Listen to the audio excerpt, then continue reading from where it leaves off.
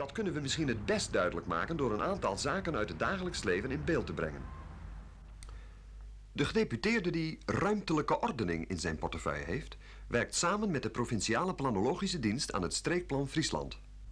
Dit streekplan moet fungeren als basis voor de ruimtelijke ontwikkeling van de provincie. Alle daarvoor benodigde overzichtskaarten worden ontworpen in deze tekenkamer.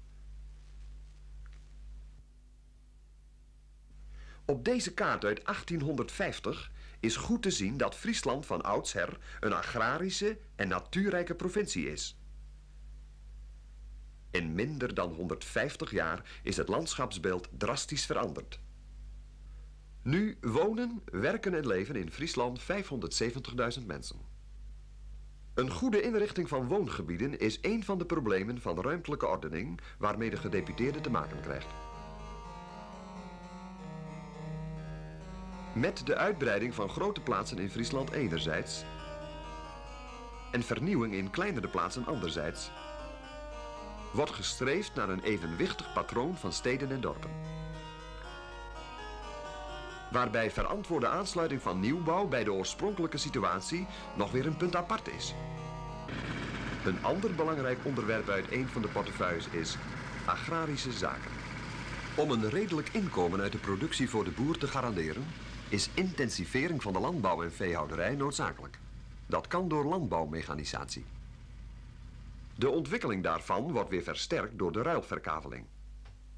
Maar met het geven van een te grote prioriteit daaraan kunnen andere elementen van het landschap in gevaar komen.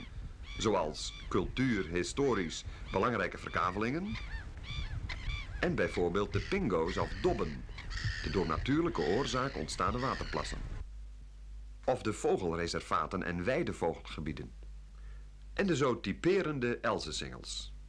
Kortom, al dat Friesk-eigene dat we niet graag uit de provincie zien verdwijnen. Daarom wordt gezocht naar een goede balans tussen de belangen van agrarische zaken en natuur- en landschapszorg. Bestuurlijk wikken en wegen dus. Datzelfde geldt ook voor de gedeputeerde die het onderwerp recreatie in zijn portefeuille weet. Een toenemend aantal recreanten bevolkt onze Friese wateren, wat onder andere bij sommige knelpunten een ongehoorde drukte met lange wachttijden tot gevolg kan hebben. Afremming van de verblijfsrecreatie ten gunste van de eigen bevolking is mogelijk gewenst. Maar hoe doe je dat? Ook het antwoord daarop is mede aan het provinciaal bestuur. Over water gesproken. Weinig Friese burgers realiseren zich dat het overgrote deel van hun provincie beneden de zeespiegel ligt. De provinciale overheid kent dan ook een voortdurende zorg voor de zeedijken.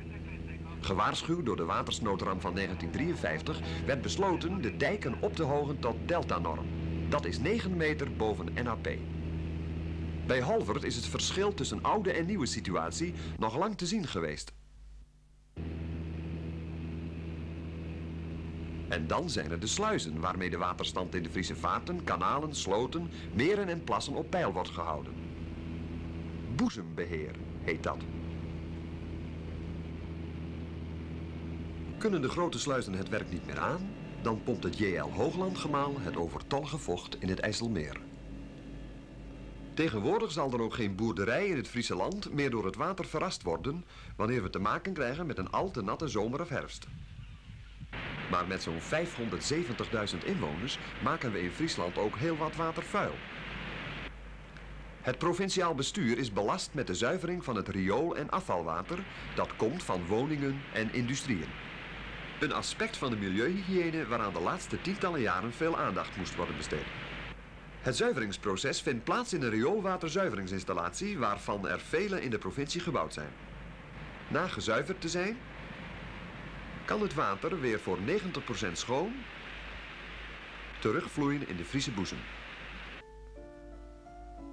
Milieuhygiëne en volksgezondheid zijn begrippen die nauw met elkaar verbonden zijn.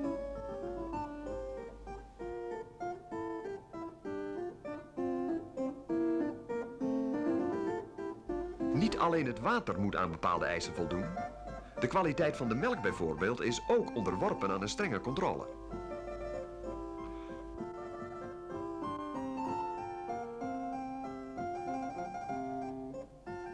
Dat gebeurt door de Provinciale Keuringsdienst van Waren, die de regelmatig genomen monsters in haar laboratorium op diverse zaken onderzoekt.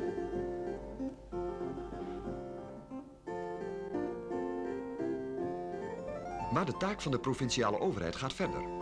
Zij houdt toezicht op de hygiëne, samenstelling en kwaliteit van nagenoeg alle eet- en drinkwaren die de Friese burger zoal nuttigt.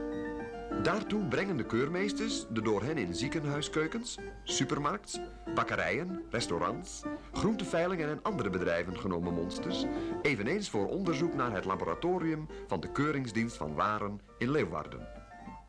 Toneel, cabaret, dans, zang en literatuur. Friesland heeft haar eigen taal en cultuur. We hebben dus, ze krijgt praten met elkaar op plan A en plan D. Op de basisscholen wordt de jeugd daarmee geconfronteerd middels de verplichte les in het Fries. De kust in het noorden van Friesland. We zullen nog met elkaar een verhaaltje lezen van Wetter Talon en dan zal Anneke daarmee beginnen. Van Wetter Talon. Friesland is een wetterland. Dat betekent dat een hele provincie een grote wetter is. Ja, wacht maar even Anneke, dan zullen we daar even maar over.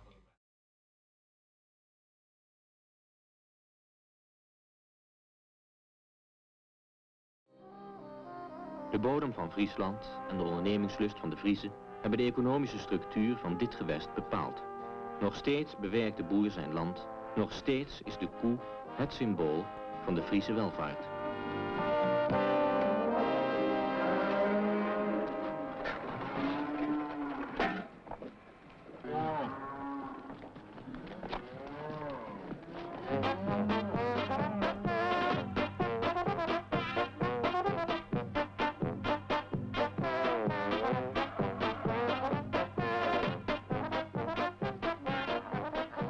De stichter van deze boerderij was Rijn Sjoerds Minema in 1834.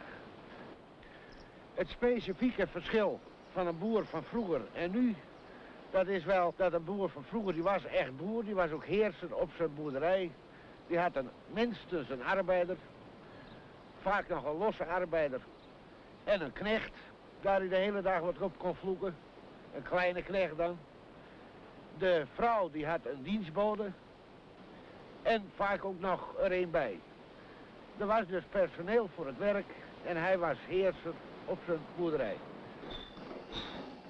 Vroeger werd op zo'n bedrijf van een 24 hectare werden een 30 koeien gemolken. Tegenwoordig melken wij op 24 hectare 60 koeien. Met die verstande dat ik het ook nog alleen doe. Ik ben dus boer, knecht en van alles moet ik zijn. Deze boer van tegenwoordig die heeft dus noodzakelijk moeten mechaniseren om bij te blijven. Vroeger was het dus zo dat iedere koe met de hand gemolken werd. Die werd dus ook persoonlijk aangesproken door de boer. Tegenwoordig gaan ze door de machine. De romantiek die is dus helemaal weggegaan. Jammer, maar onvermijdelijk. Want romantiek brengt geen brood op de plank. Een economische bedrijfsvoering vraagt zakelijkheid. De resultaten: 350.000 melkkoeien in Friesland produceren jaarlijks een hoeveelheid van 1700 miljoen kilo melk. Het is, anders gezegd, 19.000 tankwagens vol. Van deze zee van melk wordt 2/3 voor de kaasindustrie gebruikt. Het andere, resterende 1/3 deel, wordt verwerkt tot consumptiemelk, boter en andere zuivelproducten.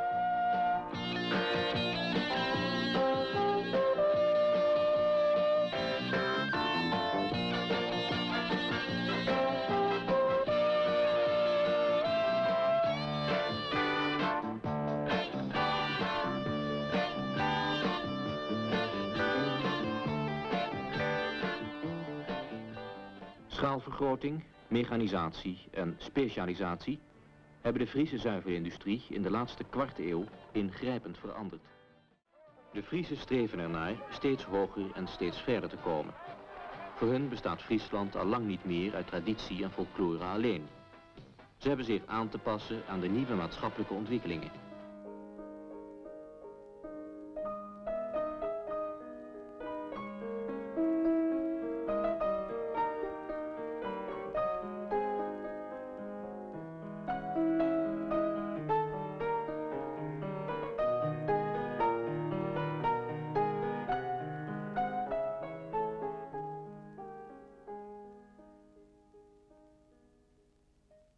steeds meer natuurschoon moest verdwijnen.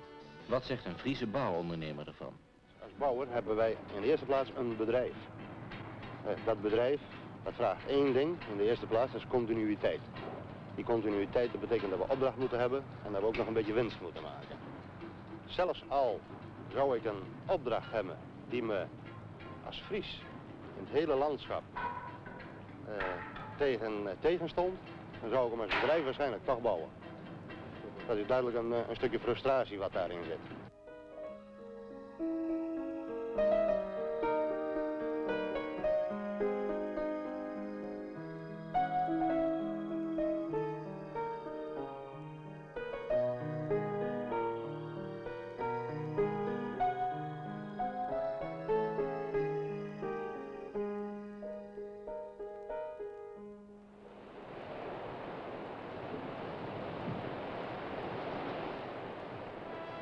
Een nieuwe tak van sport is het watlopen. Dat watlopen door dit unieke natuurgebied te Wadden kan alleen onder deskundige leiding gedaan worden. Tenminste als men te voet naar de eilanden wil. Tienduizenden andere toeristen doen dit op een veilige manier. Zij hebben ervoor gezorgd dat er een ontwikkeling plaats heeft gehad op deze eilanden, die heeft geleid tot een grote welstand onder de bevolking.